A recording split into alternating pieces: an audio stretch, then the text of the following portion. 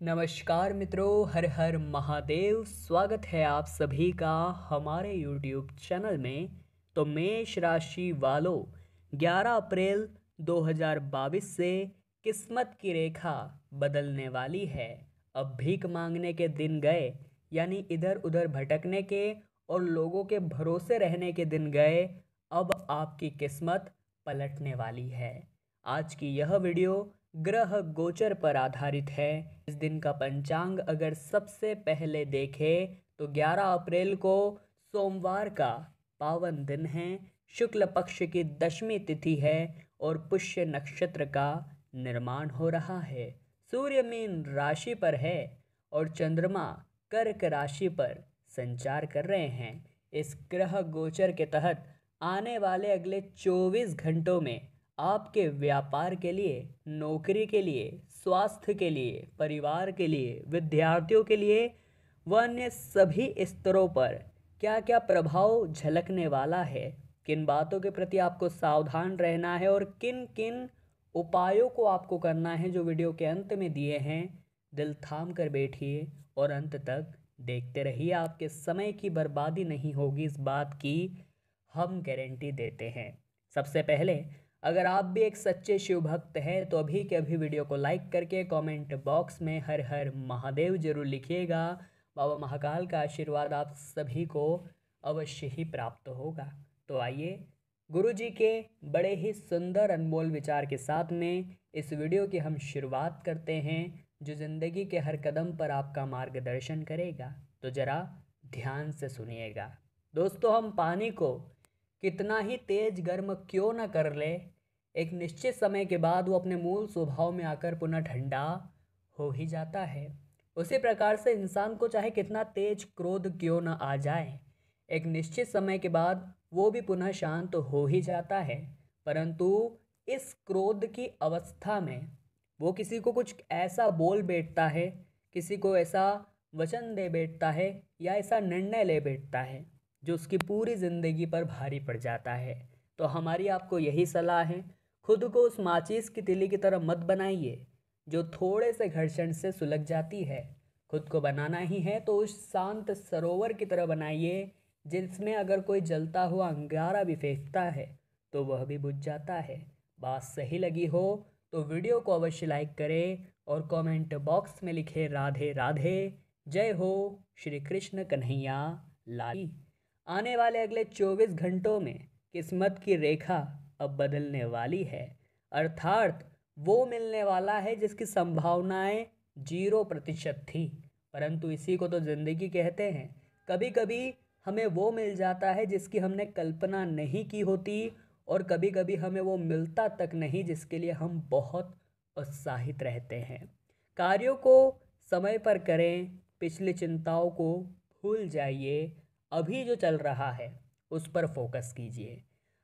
Promotion के नए रास्ते खुलते दिखाई दे रहे हैं। अब भीख मांगने के दिन गए, अर्थात जो आप लोगों पर भरोसा करते थे या भरोसे उनके रहते थे कि मैं मेरा काम नहीं कर पाऊंगा, ये मेरा काम मुझे करके दे देगा, तो अब ये दिन जाने वाले हैं और आप खुद के दम पर कुछ करके दिखाने वाले हैं। हड़बड़ाहट मत कीजिएगा, हड़बड़ाहट में कार्य बिगड़ सकता है। ऑफिशियल कार्यों को पूर्ण करने के साथ नई टेक्निक भी आपको समझनी होगी, समय के साथ आपको अपडेट होना होगा। यही आधुनिक समय की डिमांड है। युवा वर्ग को नौकरी के लिए अधिक प्रयास करना होगा, सफलता हाथ लग सकती है। स्वास्थ्य में स्किन की केयर जरूर करें और साफ सफाई का खास ख्याल रखें। किसी अपने की बात सुनकर मूड ऑफ हो सकता है, लेकिन सकारात्मक सोच का दामन हमें भी पकड़ कर चलना है। वही ऑफिस में भी टकराव से बचते हुए कार्यों पर ध्यान केंद्रित करके ही रखें, अन्यथा आपके कार्यों में त्रुटि हो सकती है। प्लास्टिक का कारोबार करने वालों के लिए दिन बड़ा मुनाफे वाला है। इसी के साथ कोई आर्थिक मदद की उम्मीद आपके पास लेकर आता है तो उसे निराश बिल्कुल भी ना करें। अगर आपके पास पैसा सच में नहीं है तो आप उससे हाथ जोड़कर माफ़ी मांगे, परंतु किसी के ऊपर उपकार करने जैसे ताने मत मारिएगा। कार्य में क्षेत्र में जितना ज़्यादा प्रेशर लेकर आप काम करेंगे उतने ही काम बिगड़ेंगे, इसलिए दिमाग को एकदम शांत रखिए। मनपसंद काम को पहले कीजिए, धीरे धीरे आप देखेंगे कि सब कुछ सही और समय के अनुसार ही चल रहा है। इसी बात पर गुरुजी का एक और अनमोल विचार हम आपको सुनाना चाहते हैं, जरा कान लगाकर सुनिएगा। इस दुनिया में चाहे हम हमारे माता पिता से न डरें, हमें बनाने वाले भगवान से हम न डरें, हमारे शिक्षकों से, हमारे घर के बुजुर्गों से, या इस दुनिया में हम किसी से भी न डरें, परंतु अपने कर्मों से हमें जरूर डरना चाहिए। क्योंकि इतिहास गवाह है, कर्मों का सिला तो भगवान को भी भोगना पड़ा है। हम तो साधारण से मनुष्य हैं।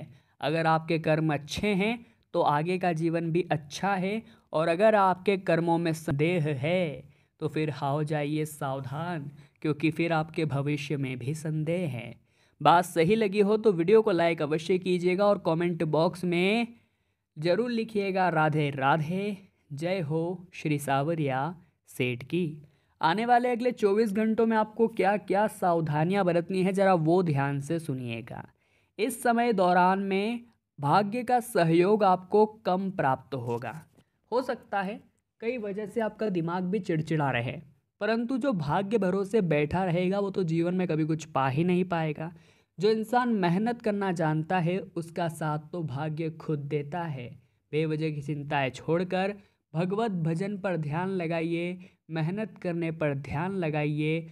ऑफिस में अगर आप कुछ बदलाव करना चाहते हैं और हाथ में ऑफर लेटर भी है तो बदलाव के लिए समय बड़ा उपयुक्त चल रहा है।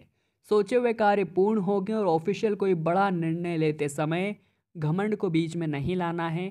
कई बार ऐसा हो जाता है कि मैं ऐसा छोटा काम कैसे कर सकता हूँ, मैं ऐसे छोटा निर्णय कैसे ले सकता हूँ, मैं तो ये हूँ, मैं तो वो हूँ, परंतु ये आपकी गलत फहमी है।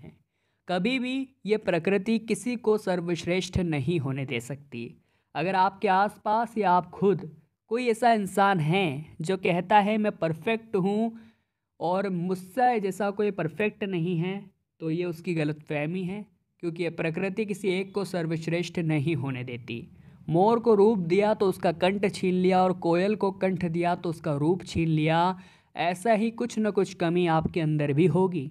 तो खुद को परफेक्ट मानकर घमंड मत पालिए, वरना आपका घमंड भी चूर चूर हो जाएगा।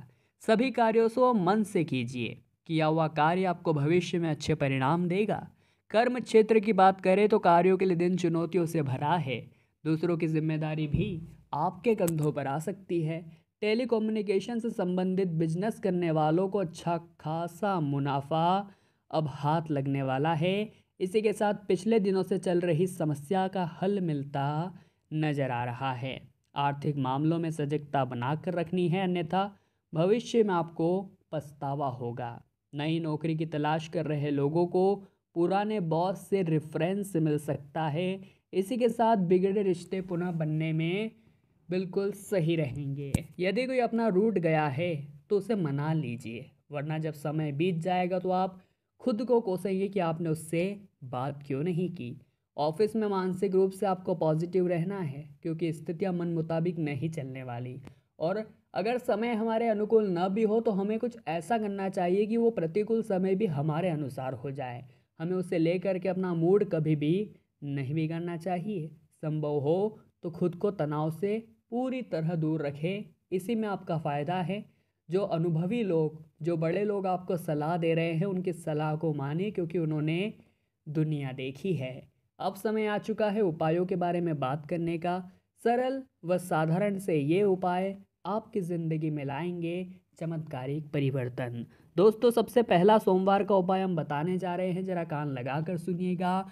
मान ले आपके घर में पैसा नहीं टिकता है, पैसों की तंगी बनी रहती है, आपकी जो इनकम आती है, सैलरी आती है, वो बहुत जल्दी उड़ जाती है, बचत आप नहीं कर पा रहे, धन हानि निरंतर हो रही है, तो आपको सोमवार के दिन शिवलिंग पर दूध मिश्रित जल चढ़ाना है और 108 बार ओम सोमेश्वराय नमः इस मंत्र का जाप करना है। दूध मिश्रित जल तो आप चढ़ा ही सकते हैं। इतना साधारण सरल उपाय और इतना साधारण सरल मंत्र, और चमत्कार असीमित।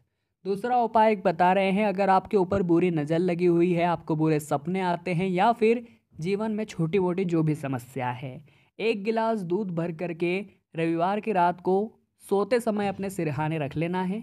सुबह उठकर स्नान करने के बाद इस दूध को बबूल के पेड़ की जड़ में डालकर आ जाना है। ये दोनों उपाय आपके जीवन में लाएंगे बड़ा ही सकारात्मक परिवर्तन।